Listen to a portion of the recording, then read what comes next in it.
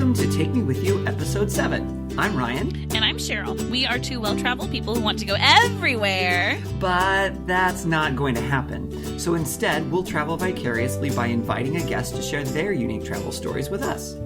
Today we are talking to Jill. Welcome, Jill. Jill is a healthcare administrator in Renton, Washington, and she's been to 27 countries. So 27. We are so excited to have you, Jill. I'm so excited to be here. Welcome. Yay. Thank my you. goodness. So did this travel start like in childhood, or is this more like in the adult years, or? Yeah, well, I first started traveling internationally in high school. Okay. So my first trip abroad, I went to Canada when I was little, but I feel like we all go to Canada, and it's basically... I mean, if you live in the northern part of the States, typically that's true at some point, yes. Yeah. But my first big trip was to Russia.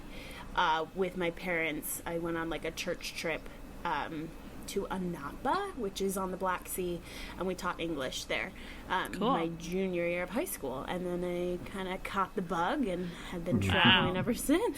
Wait, so then how many years has that been for you to hit these 27 countries? So that would have been in 2007. That was 2008. 7? So in 11 years, you've gone to 27 countries. Girl! Yeah. So, That's pretty good. yeah, it's been good. Cool. I love it. I don't know. I feel like, Ryan, do you think maybe we should have her like as a guest on our podcast then? Or Ooh, I don't know if she's qualified. I don't know. Okay, She hasn't really I'll been just- very I'll many just go. It's places. Cool. Yeah. Bye. Okay, bye. Okay, just a couple of general questions that we like to ask all of our guests. Sure. First one, why do you travel?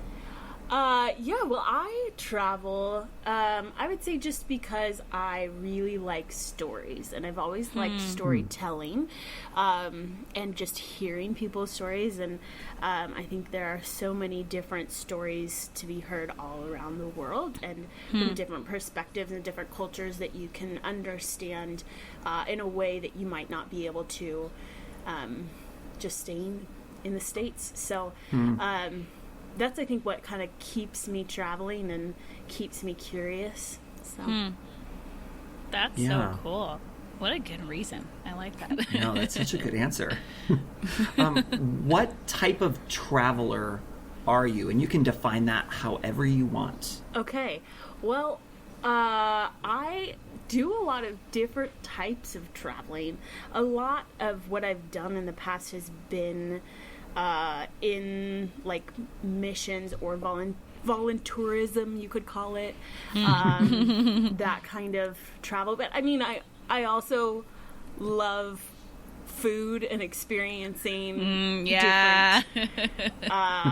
different cuisines around the world, and I love to just like go on vacation. And my friend and I went to Paris a couple of years ago, and just all of it was so good. So I think there's not really one type that I like in particular, because I love everything and I want to experience it all, and so That sounds familiar. yeah. Am I just listening to a recording of my voice right now, or what's happening? Wow. Yeah, I get you, girl. Yeah. So with all of that varied experience, all the countries you've been to, and then all the different experiences you've had, if you could boil it down to just one like top travel tip, what would that be? Honestly, I'd just say to stay curious. And I think that's a good way to live life, really.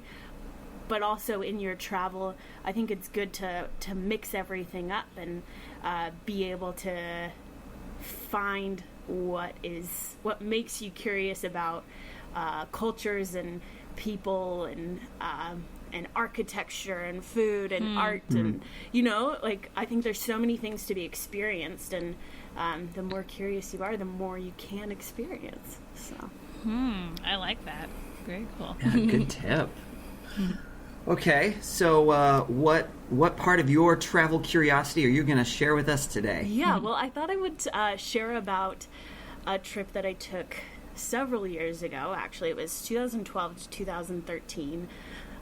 But for 18 months, I traveled with a team of 9, and we were all photographers, videographers, and in various sorts of media, and used those skills to be able to raise awareness about social injustice globally and kind of serve nonprofits, mostly that were run by locals that didn't have access to be able to do their own media needs, whether they didn't have access to the right equipment or the skills that they needed. A lot of times we would do like web design and like education on how to maintain a website. And different things like that. So we traveled to 13 different countries altogether. Wow. With all of us over 18 months. And can you list those countries for us? Yeah. So Thailand, India, Jordan, Israel, Palestine, whether or not you think that's a country, we won't get into that. Egypt. It's not a politics podcast. Egypt, South Sudan, South Africa, Uganda, Greece, Albania, Argentina, and then we were based in a school in Hawaii, in Kona, and then we did a book tour, so we published a book while we were in Kona, and then traveled with that throughout Canada and the States at the end. So, wow. Yeah. That's a big trip. Wow. Well, I'm curious, like, how many of those countries were, like, was the whole thing set up ahead of time and you knew you were going to certain places on certain dates? Sure. Or was that flexible as you went through the 18 months? Yeah, so we started with a around the world ticket through a company called AirTrex, which is really great for, they do a lot of stopover plane tickets. So we started, I think we got to Uganda with that. So we went all through Asia, the Middle East, and then down to Uganda. And then from there, kind of kept buying flights as we went. And the part in Greece and Albania was like a student-led, because it was like a university program, but then a part of that is a student-led outreach to a place where we hadn't yet determined. So while we were in South Africa, that's when we decided where we were going to go next. So some of us were just in Greece, so that was my team, and because we split up during that time. So some of us were just in Greece, and then some of us went to Greece and Albania during that time.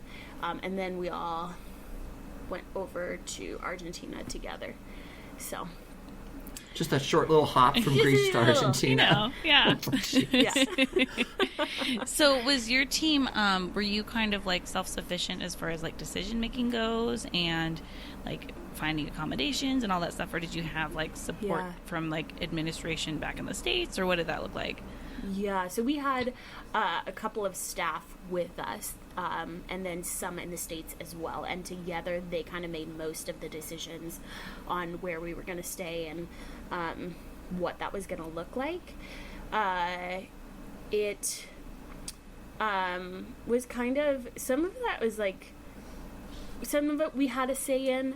For example, when we were in Jerusalem, they were like, we're going to stay in this hostel in the old city. And we got there, and there was like black mold growing all over, and it was musty and disgusting. Oh, gosh. And we were like, this is not going to happen. There was literally not even room for the suitcases. Like, I slept with my suitcase on my bed. So we were like, this is like not going to happen. We have to stay. So then they ended up finding us another place. But it was really cool to have that access, because we had people in the States who could do a bunch of research for us. And so it was cool to have that team supporting us too. Interesting. Yeah. So Ryan tells me that you have some fun stories from this For trip. sure. I'm stoked. I have not heard these. You and I talked before you left, and then it was like, Well, hope it went well. 'Cause Cool. Have a fun life. yeah. Yeah, I could tell you some good stories. I mean, they're kind of all over the place. And Great. maybe I'll just go through, like, chronologically. And, Sure. So we started in Thailand. And when we first got there, within the first week, it was Songkran, which is Thai New Year, which is basically like a countrywide water fight. So it's in April. Oh my gosh, how do I go? What? Yeah. Well, I'm literally blowing my just mind show right up in Thailand during New Year, and everyone will throw water at you. Okay. And it comes from an... Go ahead, sorry. I work at a camp. Yeah. That sounds like something that I would plan. Is like a countrywide water sure. fight. Are you kidding me? It's a party. It started from this Thai tradition of like cleansing and kind of like the new year, starting over, new year, new sure. me kind of thing, you know? Mm-hmm. And has turned into this whole like party thing. So people still go to the temples and will Sure. do like giving money to the monks and everything. But also people will like take their pickup trucks and close the back and just fill the whole back of the truck with ice water. Yes. Like, they get these giant chunks Oh my of gosh. ice, and you just stand in the back, and you've got these guns, and you've got these buckets, and you're just like throwing water at everybody. gosh. Just driving around, anybody on the street is fair game because it's like it's Songkran, like. It's gotta celebrate. So that was like my first introduction to the country. Oh my gosh. And it was just nuts and so much Oh my fun. gosh. It just sounds like camp. That's all I'm picturing. It's just Yeah. like, this sounds like, or an episode of Community, or I don't know. Right? Oh my gosh. Yeah. So yeah, really, really fun. I mean, Thailand has some really great festivals too. They're the ones that do that, the floating lanterns festival, which I didn't get to go to, but like looks so cool, and they just, Yeah. I mean, they're awesome. Cool. Yeah, but we did a lot of like street ministry there, so Okay. working with a lot of girls in brothels, and not necessarily all of the girls in prostitution are in what you would typically think of as a brothel, but a lot of them will be in like little bars, and so we would spend a lot of time just hanging out in bars, getting to know bartenders, as you know, as they call themselves, and just kind of building relationships with some of the girls there, and kind of just loving them because they don't really receive love that isn't wanting something back a lot. So that was really cool to be able to experience and to kind of just get to know some of those girls, and just a really cool relationship to develop.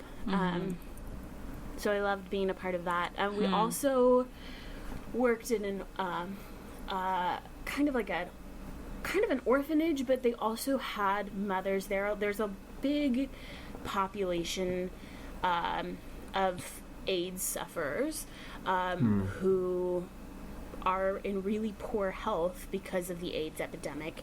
And it kind of, I mean, a lot of these women with their children had come from the streets and living that culture of being in those bars, and then contracting HIV and AIDS through unprotected sex, and just some really like hard things to deal with, and had these kids who had a lot of health problems that they weren't able to deal with because they're stuck in this poverty.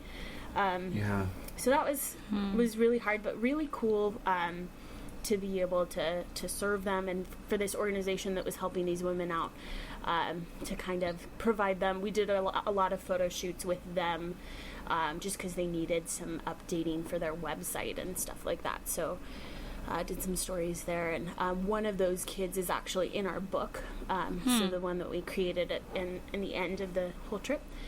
So you can read about that.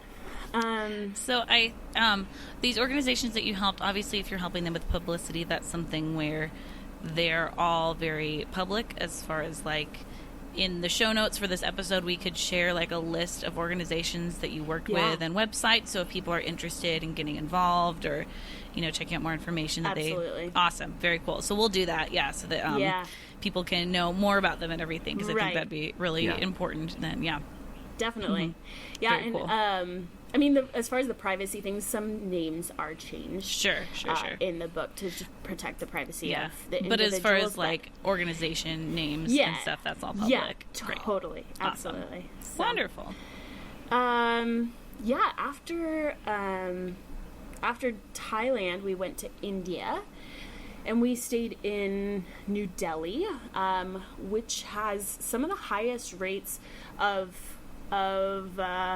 poverty, and also the highest rates of like millionaires. And you see some of the richest of the rich and the poorest of the poor living right next to each other. So that was kind of a crazy, interesting thing to witness, because literally one train stop away, you would have these malls with department stores that are like fancier than anything I have ever shopped in. And then the next train stop would be a slum. And so kind of a crazy city and just really weird to experience. But yeah, we had some fun times there. There was... we kind of got conned at one point. Kinda got conned? Yeah, how do you kind of get conned? This guy was our neighbor where we were living, because we lived in like the suburbs a little bit, and he was like, "Oh, white people, great," and invited us to his hotel, which had a pool, apparently. He owned the hotel? Yeah, so he was like, well, "I'm going to drive you to this hotel, and you can swim in the pool." No, and Jill, it'll get out. Awesome. Get out. And I was like, yes, a pool. It's 119 degrees. No, get out. I need. Oh. And so we all decided to go against. Okay, I'm glad it wasn't just you. Yeah. And we get to his hotel, and it's literally just cement bones. Like, there is no hotel. They're building a hotel. And he was like, "Look, this will be where the pool will be." And we were like, "What?" And then he goes, and he takes us for dinner, which we ended up getting food poisoning from later on. What was his game? And then, so we go to dinner, and then all of these other guys are there, and he's like, "Okay, friends, tell my friends why they should invest in this hotel." And they like literally used like all of us, just to like make people invest in this hotel. And we were like a what timeshare presentation or something. And but you had to be part of it. On the way back, the driver was driving us, our neighbor, and some guy on like one of those little bike, what do you call those? Like, it has a bike, and then it's like a little taxi. Oh yeah. Rickshaw? Like a rickshaw, yeah. It's a little bike rickshaw. Somehow was like carrying some wood, and the wood hit the car. And the guy got out of the car and like literally punched this guy in the face. Whoa. And we were so far away from the city, there was like nothing we could do about it. We got back in the car, and we were like, if you do anything like that again, we won't finish this ride with you. Like, this is ridiculous. But that just shows you like some of the, I mean, and that's not everybody, but because the rickshaw driver was one of the poor, and the guy driving us with the hotel was one of the rich, like he feels entitled to be able to punch someone in the face like that, and that's not okay in my book for anyone ever. No. But the way they view classes is pretty crazy there. Jill? Yes. Jill? Yes. You got conned. Yeah. You didn't kind of get caught. Oh my gosh. Anyway, Oh boy. don't get into cars with men promising hotels. How is that Yeah, not your definitely number one don't. travel Ever. tip? That's what I want to know. Oh my I'm gosh. happy that you're with us here today. Right? I mean, honestly, there's so many times I almost died. Oh gosh. Like, But the thing is, you're not exaggerating when you say that. That's what's No. crazy about that statement, Jill. no, not at all. All right, well let's hear about the next one then. Yeah. Here we go. Oh. Okay, well, after that, let's see. Oh, Jordan. Oh, no. So here we go. This is fun. A lot of our time in the Middle East was not necessarily so much volunteering as it was trying, because that we kind of spent our time between learning and volunteering, and so in the Middle East we decided to focus a lot more on the learning and did like a biblical studies course throughout the Middle East. So being in the places we were studying where in the Bible these things were happening was really cool. And we ended up getting to go to one of the Decapolis cities, which is like part of the Roman Empire. And there were 10 cities throughout the world at that time that were kind of like the big metropolitan places that you go, the big cities, the Big 10. And so one of these was in Jordan, and is very, very well preserved.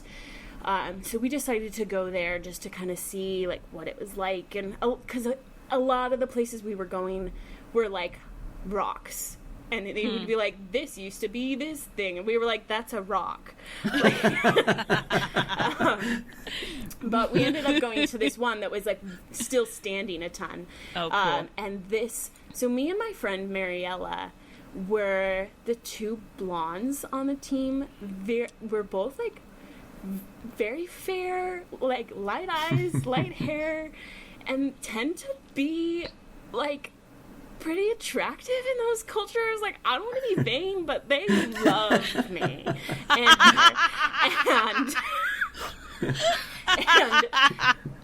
so this one kid comes up and was like, I'm a tour guide, let's go. And we were like, we don't have money. And he was like, it's fine, I don't care about money. And I was like, you care about money, but okay, like, let's go. And so he How many starts times to did you show get us caught around. on this trip? Okay, just hold on. And so he starts to show us around, Oh, and no. here's what was happening, Jill. and this was the thing. And then he starts offering us camels for our hand in marriage. And I think it started at like 10,000 camels, and we were like, no, come on, let's just keep going. And he wouldn't stop. And it was 20,000 camels, and we were like, oh, it's just fine, it's stop. He goes and goes until it's 80,000 camels. Okay, 80,000 I don't know if camels. you For know each of you, or for the two of you together? I'm not. I think it was lost in translation, but Okay.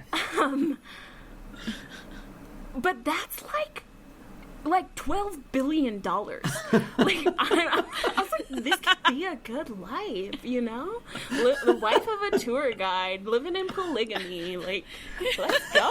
Oh, jeez. So how did But that was pretty good. polygamous relationship work out for you Oh, guys? it didn't really. He realized that Okay. we weren't going to, and then he was Okay. kind of heartbroken. 80,000 camels. Ran away. But Wow, that's congratulations. not the best I ever got. Thank you. Yeah. Yeah. I mean, even conservatively, you can say now that you are worth a minimum of 40,000 camels. Yes. Yeah, Yeah. absolutely. So if you are ever having problems with your self-worth, you just need to remind yourself.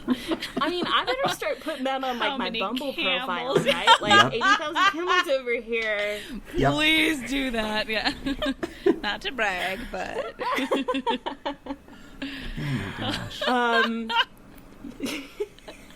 Yeah, the Middle East was pretty crazy.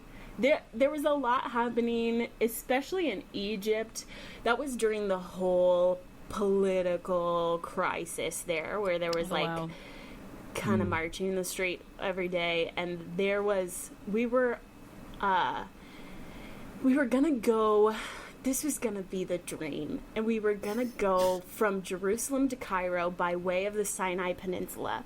And we were going to take camels up Mount Sinai at sunrise. And it was going to be this beautiful thing. And then there was a terrorist attack. Oh, well. And so we didn't end up doing that and got stuck at this border that was on the Red Sea for like 4 days. Because they wouldn't let us through. So we went on a Friday and needed visas, which they had literally just changed the policy that day. Oh, so my we didn't goodness. know that. Wow. So they were like, we got through, and he was like, where are you going? We were like, Cairo. And he was like, Cairo? No Cairo for you. Sit down. And so we just sat until we figured it out. And then we tried to go to the embassy or the visa office or whatever, but it was Friday during Ramadan. So Friday is the Muslim holiday, and then Saturday is Jewish Shabbat, and then Sunday is the Christian Sabbath. So it's closed every day until Monday. Whoa. So we ended up staying in this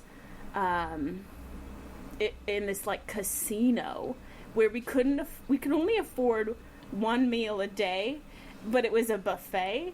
So me and Mariella would literally like bring our purses and just like stuff apples. We were like, I'm so poor. Give me food. Okay, I'm really glad that you said, like, putting apples in your purses, because I was picturing, like, a hot dish that you're just, like, scooping with, like, a ladle or something. How would that work? I mean, how would you preserve that? I don't know.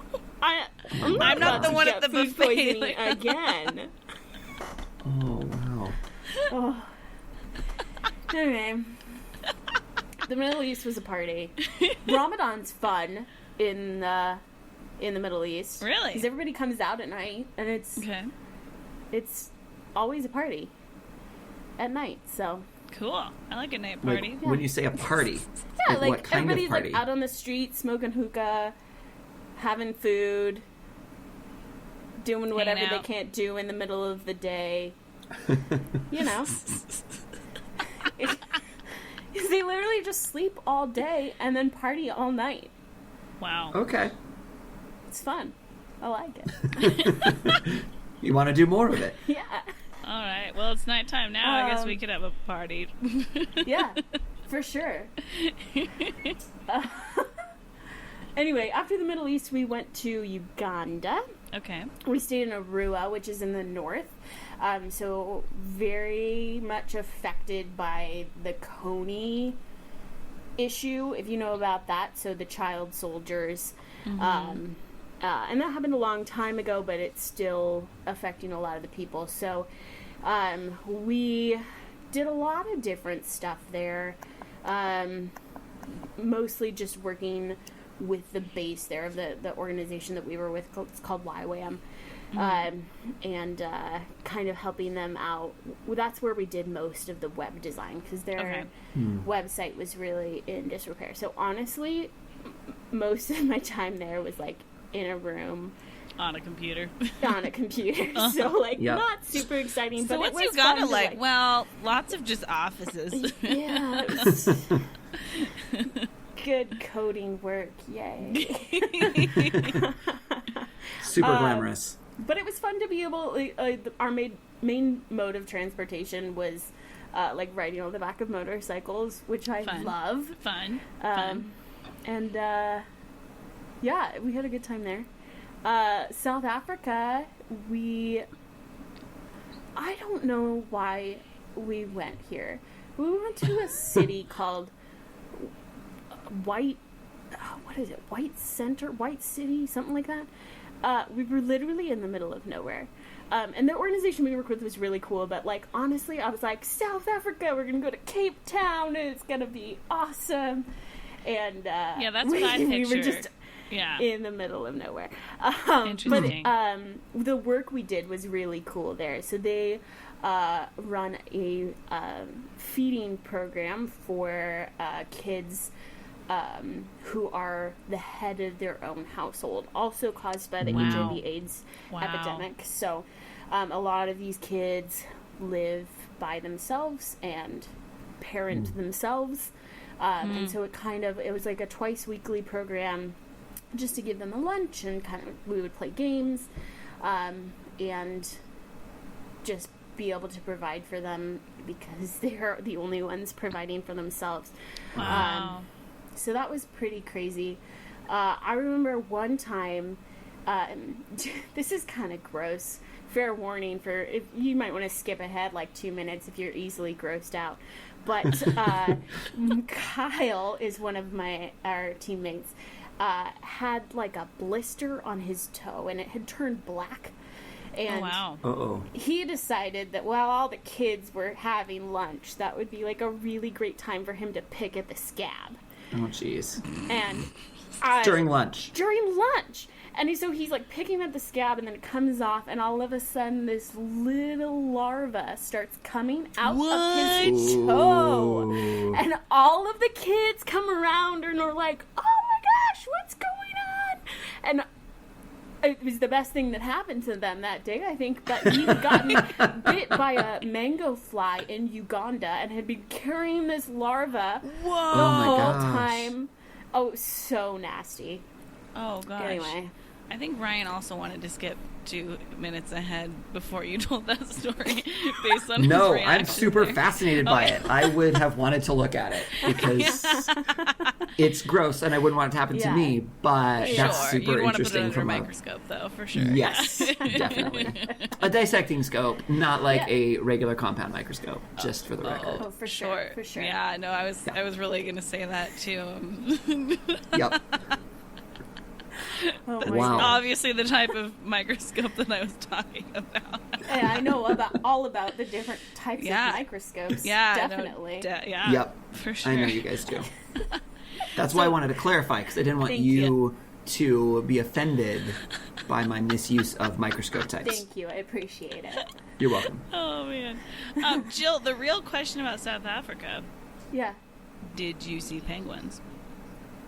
We did not, because we weren't in Cape Town. We did go on safari, and we saw all the big five except for the, cheetah? Is that the big five? What are the big five? So lion, giraffe. Elephant? Zebra? Elephant. You see zebras everywhere. Oh, of course, yeah. You see Come on, zebras Cheryl. everywhere. You see zebras everywhere. That's not the big five. I'm trying to remember. A lion... Elephant, giraffe. Oh, hippo, maybe? That's big. Yeah, it's big. Hippos are big. And cheetah. It counts. So Blue whale. That's also big. Sure. Generally, you don't see those on safari, though, I don't think. Yeah. So that was pretty fun. That's cool. That's very cool. There was a point, I remember, on safari where a bunch of people had stopped at this lake and were looking at what we thought was a hippo, and we were probably there for like a good 10 minutes waiting for this hippo to move until somebody was like, I think that's a rock. Oh, boy. It was a rock. Okay, Yep. well. Yeah. Yeah, South Africa was good. Wow. Yes, it's crazy still how much they're suffering through what happened in apartheid. So kind of weird to experience that, and still, I think there's racism everywhere, and like we're all trying to be better because of it, but it's hard there for sure. So wow, that was a tricky thing to deal with. Interesting. Yeah. But after South Africa was Greece, and Albania for the other part of the team. But I was in Greece, in Athens, and I led that part of the travel. Oh, cool. And found this organization. It's called Nea Zoe, which means new life in Greece. In Greek. And in Greece, too. But they work with women in brothels which in Greece they are like very typical what you think of as brothels. Like you go in down the dark stairway and there's a woman on display and you can take her into a room and that's that. Wow. But they've been doing some really cool work witnessing to both the women and also the pimps. A lot of times, which are actually women.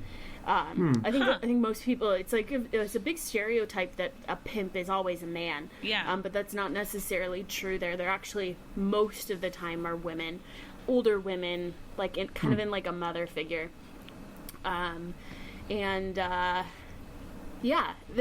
we did a lot of really late night ministry with them. It was during Christmas time, so we were going around to the different brothels, and we had created like a little Christmas gift for all of the girls. Wow. And it kind of just like said like I think it was a compact, like a mirror, and it said something on it about like how like their worth or something, and it also like gave them a lot of resources for what the center provided as far as like a place for them to escape, and it's not so advertised because it's a touchy situation, but all the girls know that if they want to leave, it's there.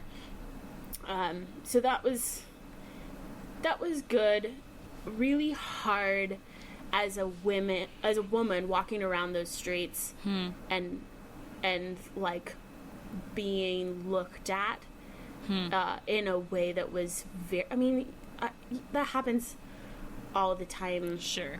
All over the place. Oh, sure. But it was totally different in that circumstance, and men specifically looking for women to take advantage of.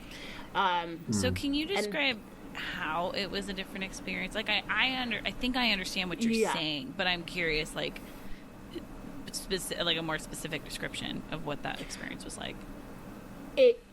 Honestly, there's one specific night I remember that was, I was coming out of a brothel that I had just been talking to a woman in, and coming up the stairs at the same time that a John, or like a man who's looking for services, was coming down, and he looked at me as like a piece of meat is what I felt. I felt so like demeaned, and there was nothing, he didn't even speak to me, but the way that he looked at me, I couldn't imagine being in that circumstance and having somebody look at me like that every day of my life. Wow. And that's what broke me. I'm so sorry.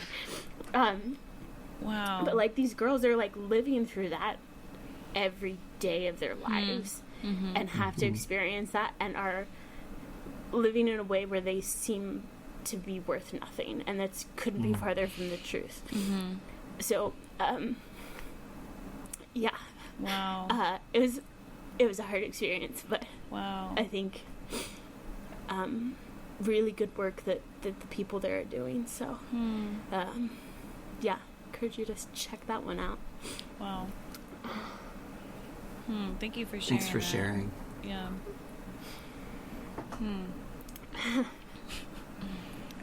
That's tough. Yeah.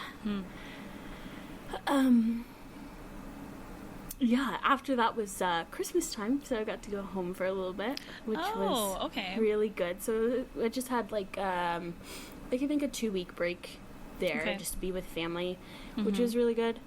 And then we all met back up in Argentina in Buenos Aires. All right. And we did, that was another like more educational area. But we always had Sunday and Monday off. So there was, all my friends and I would always have Sunday fun day. And that was like our thing that we would go out and do stuff. We lived about an hour bus ride from the city. So it was kind of a feat to get in and do anything. But really fun. Lots of dancing there, which was so fun. And And a lot of different kinds of dancing have originated from Argentina. Oh, really? Oh, really? Yeah. You know, the one where you... What is it? The one where you... This is really Mambo, good for a salsa? podcast Salsa? for you to physically Salsa demonstrate originated those somewhere dance moves.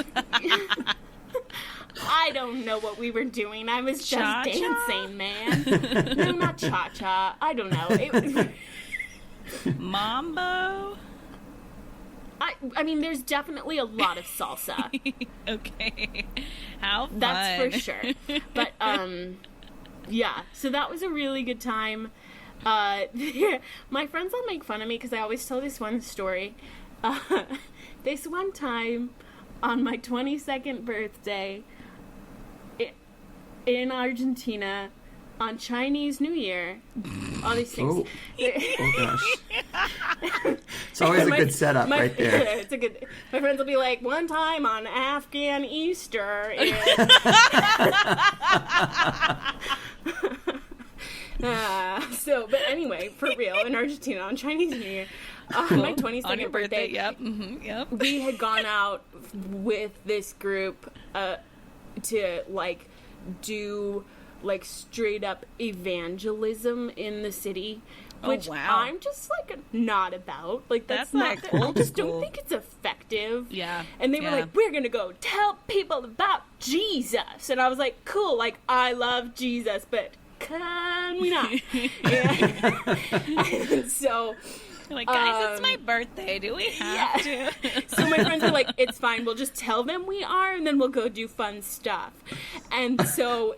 So we'll then lie they were about like, evangelism. Then they told them that it was my birthday, and the leader was this like 80-year-old Chinese man, Chinese Argentinian, and he was like, "Oh, it's your birthday!" And he took me and he put my head on his chest, and he put his hand on my head and was like holding me there for a good 3 minutes. And he was like, "Happy 3 minutes? birthday! I bless you with the blessing of a Chinese husband. 1 in 3 men are Chinese, and you will have one." And I was like, "What?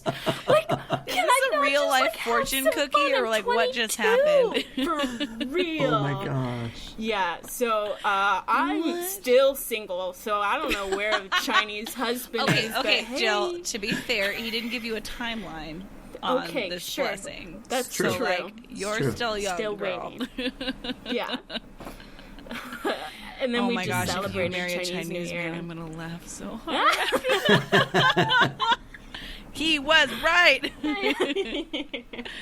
Oh my gosh. Yeah, so Argentina was a party too. Wow. Everything's Wow. a party. Just my whole life's a party. Like I'm real wondering life. if you're the party, Jill. That's probably fair. Yeah, after Argentina, we did a self-led outreach, so we all went different places. I actually ended up going home for a bit and working with local nonprofits. Cool. So Friends of Youth in Redmond does like teen homeless ministry, and they Cool. do a lot of like meals for them, and I just so I taught a photography class there, and Nice. that was cool. Just to kind of be like looking for those same kind of things in my own hometown That's was a awesome. cool experience too.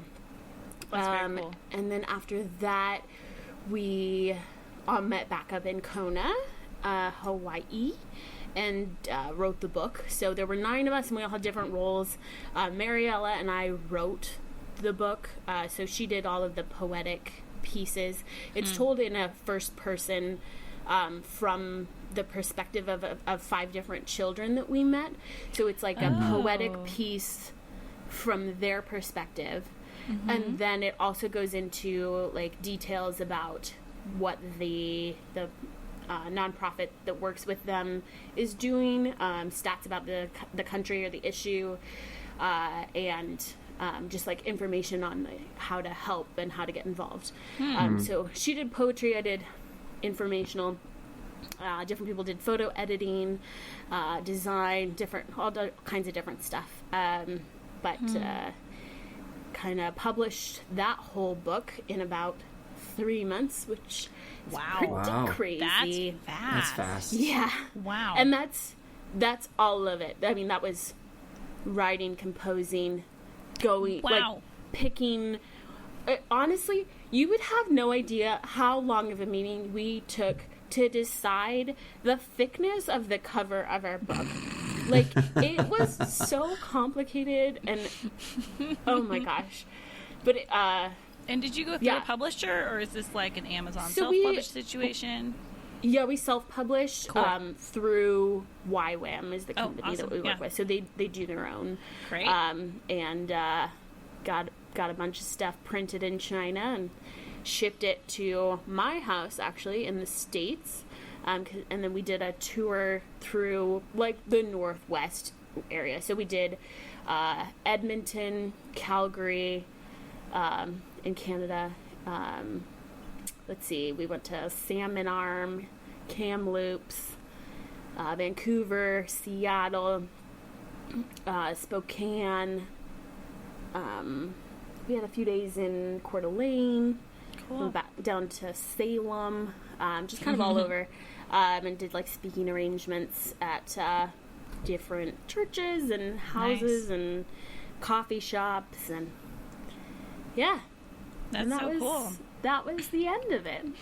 Wow. Oh my goodness. That's so we pretty have amazing. We have a question for you then, Jill. Sure. Okay, now you were gone, this is what, a year and a half? Yeah. So I thought this question was hard for me at points.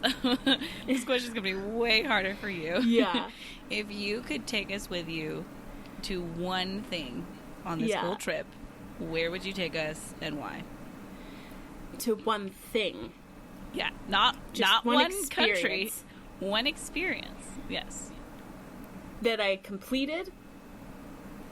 Well, like you did. Like if What do you mean completed? Because I really like if Ryan and I could join you my for biggest one thing. regret of the whole trip is not going to Petra. And I was so close, and it would have cost me $100, and I didn't go because I was poor. And and I just think that but anyway, I think honestly I do think the Middle East in general is something that everyone should experience. Okay. Specifically one thing. Yeah. I think I would have to say experiencing Bethlehem, which is not how you would typically, I think, like, if you grew up in the church, you think of that as, like, Christmas Town. But honestly, it's not Christmas Town. What? It's such a point of tension for the whole Israeli-Palestinian conflict. And that's where you see pictures of the wall with the graffiti. Yeah. So, like, there's a lot of famous stuff that has gone up there. What's his name? The graffiti guy? Banksy. He's done a lot of stuff there. But experiencing the stories that I heard there, I think really helped me understand. Okay, who can understand the Israeli-Palestinian conflict? Like, let's be real. But, like, to get like real stories from that area, I think it really changed my perspective for a lot. And not only my perspective of that specific conflict, but really all of conflict in life. And I don't know if you've ever heard that TED Talk, The Power of the Single-Sided Story. That's like, I think that's my favorite TED Talk ever. And we talked a lot about that during our time there, because I think I grew up very pro-Israel, and not understanding that it's two countries fighting against each other, and a lot of people's lives are really affected by both sides, and being able to understand a whole story from multiple angles, I think is a very important skill that a lot of people need to develop. So I mean, fair. Yeah. Yeah. Wow. Definitely. Wow. Ryan, we've gone to Wow. so many places with people now. Oh boy. Yeah. Are you jet lagged? Because that was a long trip. Jill, Cheryl. what's your next trip? Oh, I'm going to Louisville, Kentucky All right. next Yes, weekend you are. for my friend's wedding. So Have that'll you be been there fun. before? I have been there before for one day. Okay. I went on a Monday, and that was maybe a mistake. Because everywhere we tried to go was closed. Oh, I was like, what does it have to do with that? No, we would try to go to restaurants, and they'd be like, not open on Mondays. And I was like, cool, I just want to have fun. Where's the party? Yeah. Exactly. Yeah, not on Monday, apparently, so... Yeah, so I'm excited. The girl's wedding that I'm going to, we spent all last summer together in Croatia. And Cool. so, gonna hang out again, and it'll be really fun. Great. How fun. Yeah. Very cool. And our other question for you is, do you have any travel questions for us? Ooh. Turning those tables on you. Okay, I love it. Take over the podcast. Ready, go. Yeah. You have our blessing. Yeah, I want the hard question. What's your one experience that you would take me on? Oh. From everything? Wait, from life? From everything. Jill, your I can't entire even pick life. from one It trip. doesn't- How do you expect me It to doesn't pick even from have to life? be anywhere else. It could be any experience you've ever Oh, experienced. boy. Oh, boy. Go. Okay. Oh my gosh. Wow, you made that question so broad. Okay, so I'll go first and give Cheryl some time Go, to think Ryan, some go. more. Because, I have 3 the hours to think of advantage my answer. that some of the things that I would say are actually things you've already experienced because Yeah. Jill and I have done some international travel together. okay. We've been, So I you're wasn't in cheating. Croatia as Great. long as you were, but we went to Croatia together and things like that. So I can immediately rule those things out. So I think what I would say is to experience a total solar eclipse. Oh, yeah. You loved that. Oh my gosh. It's like, I kid you not, it is so amazing. And if you have to experience it, do it in Australia too, because then you get to go to Australia. So I'll just throw that one in there because that'd be a bonus. But Wow, that's pretty generous that- of you I to think- take her. yeah. Thank you. No, but I think that would be it. I would say to experience a total solar eclipse because partial eclipses are cool, but total solar eclipses are Wow. amazing. Yeah. That's awesome. Okay, Wow. Oh. Jill, I take back my question. You are not allowed to ask us questions anymore. Okay, I have about a million things spinning around in my head right now. So this is very difficult. But I think, okay, here's where I'm going to take you because I think you and I would have a really fun day there together. Okay. So there is a little town called Mijas that is outside of Malaga, Spain, so it's in the south. They refer to it as a white town, but it's not a racist thing. It's just the color of the buildings. So it's gorgeous. It's in the hills. All the buildings are white. They have all these little blue flower pots with red flowers in them on all of the sides of the buildings all throughout this little town with kind of not really steps around the different, and it's all like this. There's not really driving around this little town. You just walk through it and everything. So first of all, super cool hangout place. Had some great food there. So, you're a foodie, I'm a foodie. We'll go eat some good food there. Yes. Also, I got to see a flamenco show there. And so that was, So fun. So I feel like we would have a great time in Mijas. There's We some of the would best party. chocolate I've had. Yeah, some of the best chocolate I've had in my life is there as well. And that store is generous with their samples, which I feel great about. So, yeah, we would party there for sure. Yeah. I love it. Yeah. Now, Jill, So have you fun. been to Spain before? I have. I've been to Valencia, Okay. and then I spent one day in Madrid. Cool. Okay. Cool. Yeah. Spain. So good. Their food is awesome. Yeah, it is. Yeah. Yeah. Awesome. Cool. Sweet. Well, it's time for the last segment that we have here called Wish You Were Here. So each of the three of us is going to go ahead and highlight an attraction from any of the travels that we've had that we think would be fun for other people to know about. So much fun so that we would say we wish you were here with us. So who would like to go first? Me. All right, go for it. All right, well, apparently I'm on a bit of a Disney kick because I have another one from the Disneyland area that I want to recommend. So if you are going to Disneyland or California Adventure, or if you're not paying to go in the parks, but if you're in the area, so like downtown Disney is like this cute little area of like restaurants and shops that you don't pay to go to.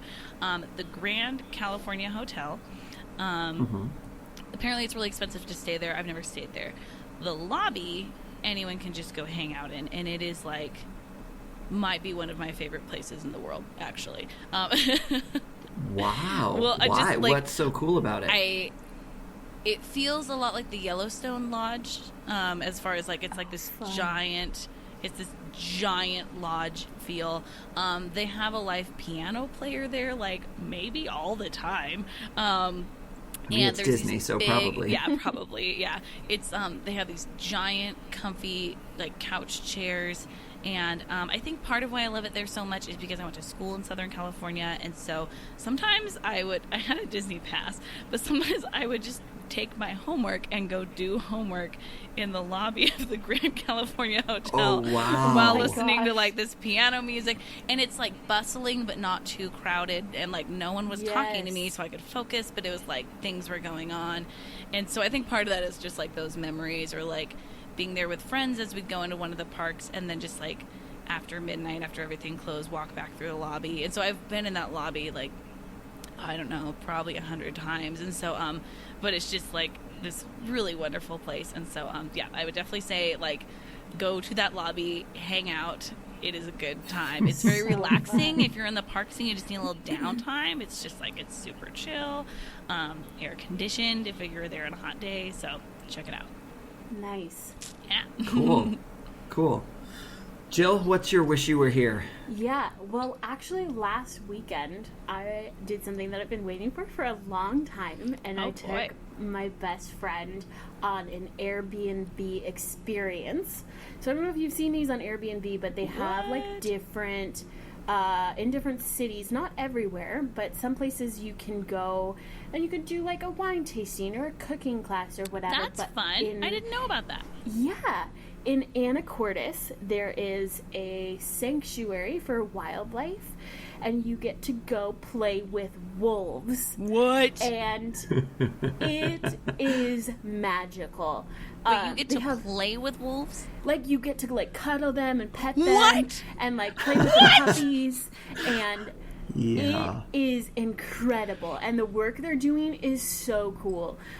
Anyway, they started out, just this one guy and his family started out with a budget of $13,000 a year. And through Airbnb and these experiences have multiplied into, like, a multi-million-dollar industry, and they've hired staff and been able to take on all these animals. So they have like 7 sloths now that they just got. The state gave them. Yes, you can't play with Jill, the sloths. Yeah. Well, I want to play with the sloth, though. I will. Jill, can you explain why they have these animals there? What'd you say?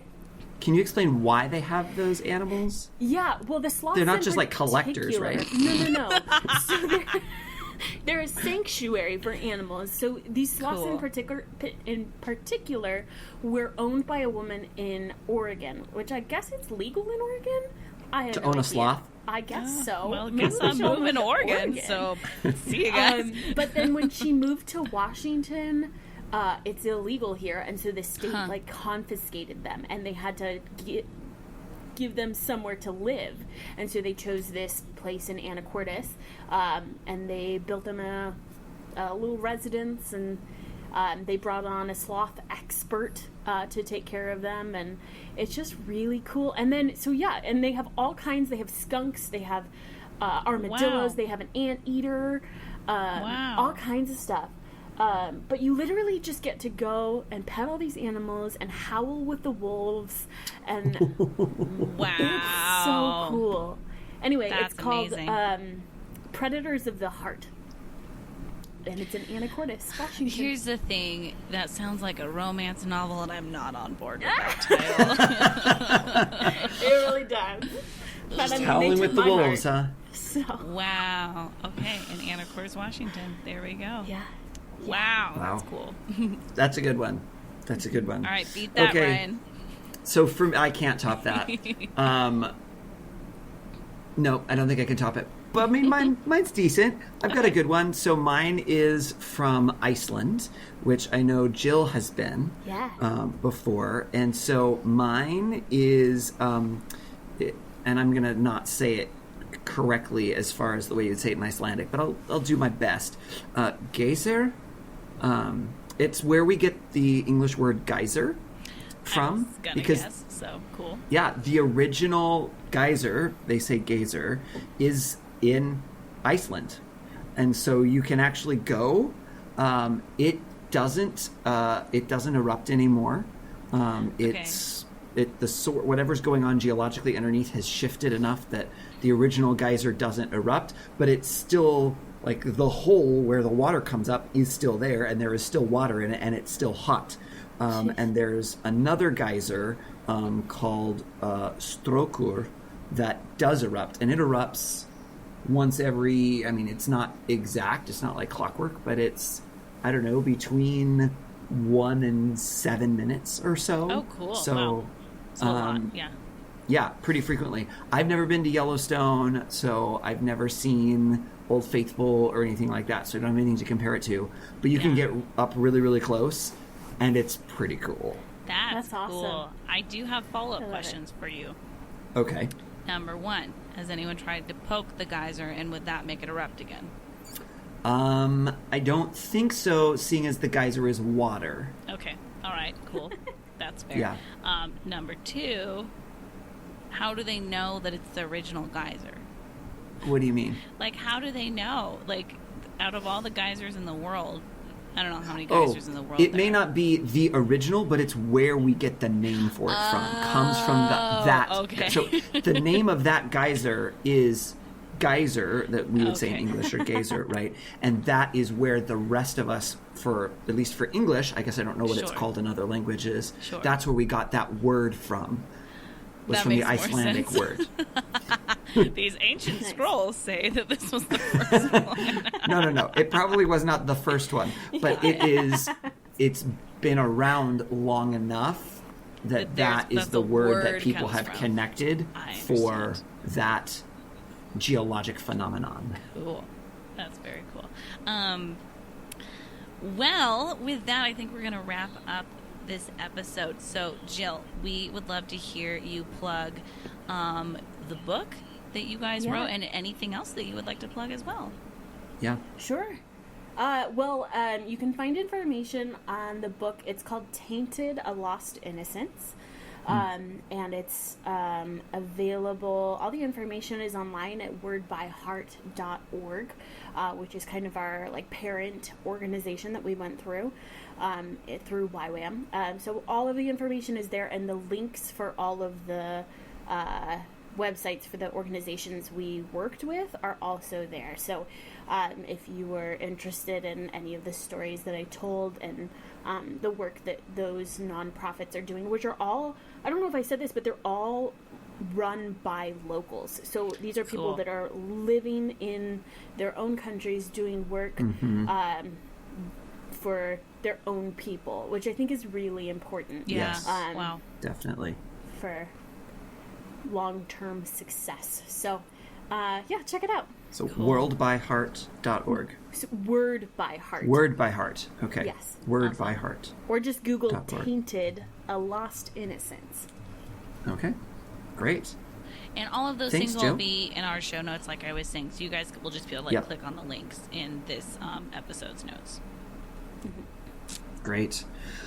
So that's gonna do it for us. If you would like to follow us on social media, we are at Timwy Podcast, TMWY for Take Me With You podcast, at Timwy Podcast on all of the socials. And we'd love to have you follow us, and maybe we'll throw up a few pictures or something if we've got some good ones for you to kind of see from our episode today. Yeah, you can also email us at timwepodcast@gmail.com. We would love to hear your travel stories. Did you get conned by someone to go see a hotel that wasn't built? I mean, that wouldn't happen to anyone, but, if it's happened to you, then we'd love to hear it. Yeah, or how many camels are you worth? Yeah, ooh, how many camels are you worth? You can also send us any of that information by leaving us a voicemail or sending us a text message to 406-POD-TIMWY. That's 406-763-8699. If you are following us somewhere on the podcast world out there and would like to rate and review us, that would be awesome. We'd love to get your feedback. We'd love for you to share what we're doing with other people that you think would enjoy what we're doing. Yeah, for sure. As always, thank you so much to Beth Morrell for our awesome artwork. We love it so much. You can check out more of her wonderful artwork at Beth Is Something. All right, that's going to do it for us. Thanks again, Jill, for sharing your stories with us today. Yay! Yay! And until next time, when you travel, remember to take me with you. Take me with you!